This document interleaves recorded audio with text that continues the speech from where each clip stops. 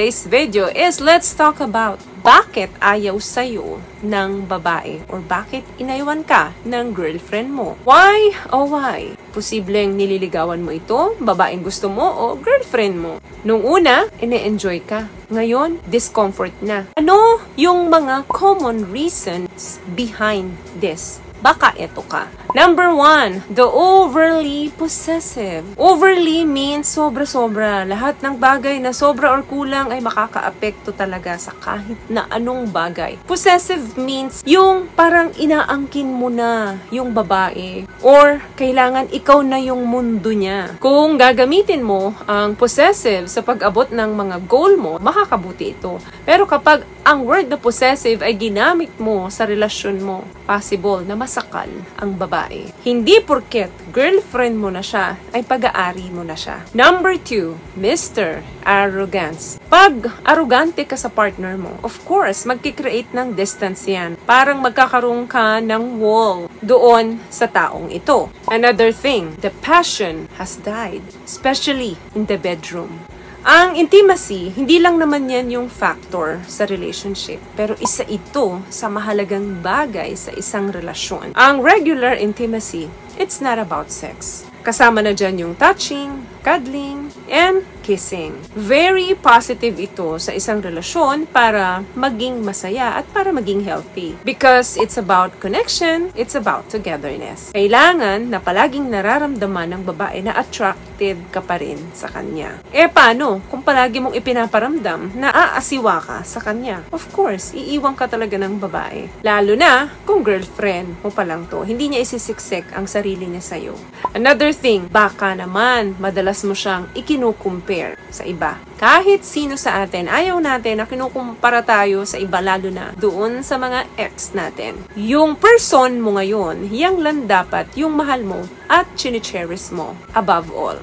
Or baka naman kinukumpare mo yung relasyon nyo sa relasyon ng iba. Paulit-ulit mong ginagawa yan, mawawalan talaga ng gana ang babae sa'yo. Another thing, ito very important to, emotional unavailability. Oo, physically speaking, nandyan ka palagi sa kanya. Palagi kayo magkasama or minsan palagi kayong nag-uusap pero yung mga mabababaw na usapin lang. Hindi ninyo napag-uusapan yung emosyon ng bawat isa. Ang mga kababaihan, kailangan may puprovide mo sa kanila, hindi lang physically na nandyan ka, but emotionally available ka sa kanila. Kailangan aware ka doon sa wants and desires ng partner mo kasi kung hindi, para ka lang robot sa relasyon nyo. Cold and uncaring man? Sino ba naman ang magtitiis na babae doon? What I love about this product, itong No More Dark Secret ng K-Skin, bukod sa may advanced whitening na siya na kung saan pwede niyang matulungan na pumuti yung mga singit-singit mo, moisturizing, meron siyang anti-irritation, antibacterial, maintain healthy pH level. Hindi lang pambabae, meron din po tayong pang-lalaki. Another thing,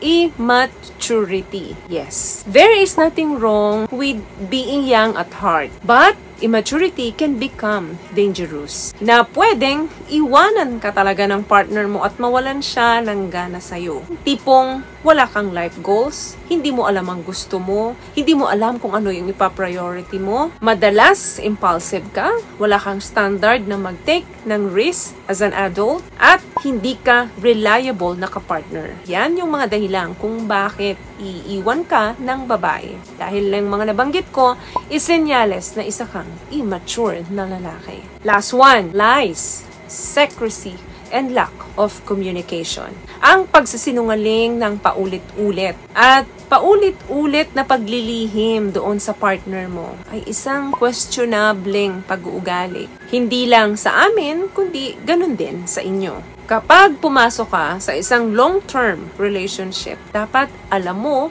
na ang lies and secrecy ay hindi uubra. Dahil ang mga bagay na ito ay maglilid ng tension sa partnership ninyo at maruruwin ang tiwala sa isa't isa.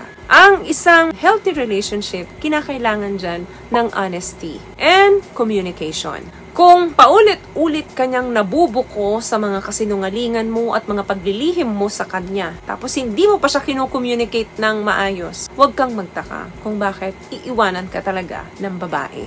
For example, ka-text mo yung ex mo. Then, tinanong sa'yo nung partner mo, sino yung ka-text mo? Ang sasabihin mo, old friend mo. Then, malalaman niya sa huli na ex-girlfriend mo pala yung kausap mo. Kahit na wala kang intensyon na hindi maganda dun sa pakikipag-usap sa ex-girlfriend mo, of course, ang isipin ng partner mo ay something is going on with you and your ex-girlfriend. Truth are better than lies. Ang pagbabago sa relasyon, guys, is constant yan. Minsan, ang pagbabagong ito ay nakakabuti sa relasyon. Minsan naman, yung mga pagbabago sa relasyon ay nakakasama. Pwedeng mag-cause ng pagtatapos ng relasyon mo. Minsan, may mga changes tayo for the best para mag-grow tayo sa isa't isa. Pero, huwag mong gagawin yan nang hindi ka nakikipag-usap sa partner mo. Kailangan na mai-discuss ninyo yung mga goals and yung mga personal changes ninyo. Huwag nating kalimutan na sa partnership, hindi lang naman relationship ninyo ang nagbabago, kundi ang mga goals natin. But regardless, lalaki ka man or babae, everyone needs to be respected. So yun lamang guys ang video natin for today. I hope may naibigay akong tips at kung nagustuhan niyo po ang ating video, please give it a thumbs up, comment down below, and also share this video na rin po sa mga kaibigan na sa tingin niyo ang matutulungan ng video natin.